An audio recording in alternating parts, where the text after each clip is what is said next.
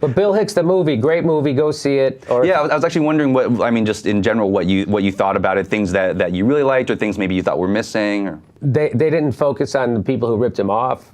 That was that would have been kind of compelling, but maybe they didn't want to step on people's toes. But everything else in that movie I thought was spot on. Like there was stuff in that movie I didn't know. Like I don't remember. It was a while. I haven't seen it probably for 6 months.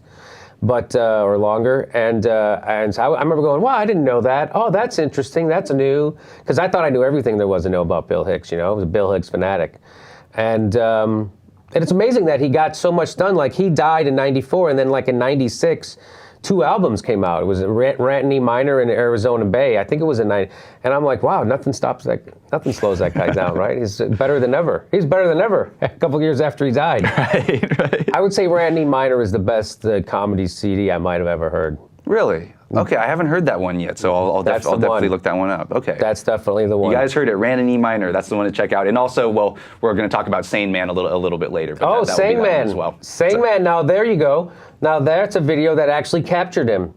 Yeah, because it was like a night in Austin. A night in Austin. His friends did it. They edited it together. It was done really artistically, I think.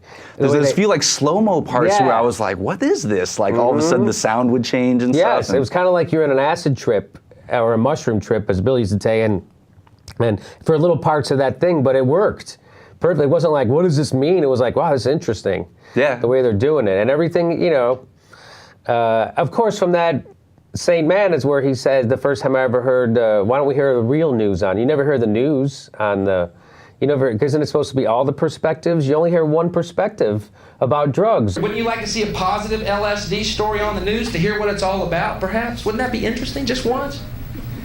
Today, a young man on acid realized that all matter is merely energy condensed to a slow vibration, that we are all one consciousness experiencing itself subjectively. There's no such thing as death. Life is only a dream, and we're the imagination of ourselves. Here's Tom with the weather. And so there was a guy, mostly comedians had blown my mind with their comedy up until that point. Bill Hicks was now blowing my mind and doing comedy. Right. And that's when I was like, wow, I didn't know you could do both those things. I didn't know that you could.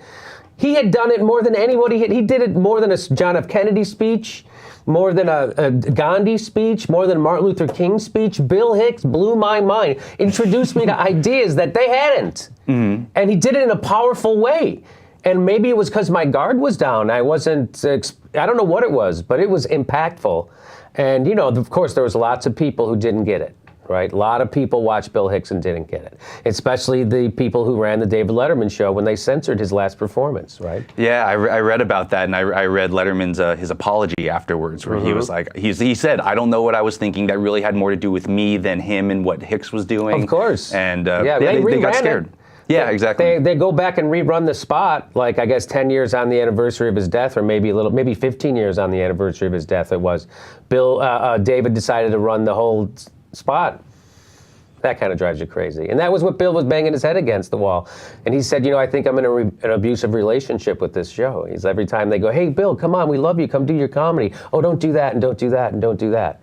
Like, oh, I thought you liked me. Yeah, but don't be what you do. Don't. So right. I saw him say that one time, and I was pretty interesting way to put it. I feel like I'm in an abusive relationship. You know, Cenk got a good taste of that. You know, it's an abusive relationship. We like you, change. Right. We like you. Be a little bit more like this. And it's so difficult because with comedy, I mean, your personality, your persona, like that's almost all you have. That's it's all like you have. That in your material, they're very proprietary. Mm-hmm. And if you can't do that, then I don't even really know what you are. If you're a comedian and you're not doing your comedy the way that you want to, I don't know what you call yourself at that point. I would equate it more to an actor, a comedic actor. They're not saying their own words, but they're certainly bringing their own thing to it. But they can perform it. Yeah, they can perform it, right? And there's a lot of guys, like Robin Williams can take your joke and perform it better than you. That's what they say. Now, he's never done that to one of my jokes, but I understand that he's a comedian. How can you improve on perfection, really? I mean, maybe that's it. Maybe I do it so goddamn good. Exactly. He can't even try to do it.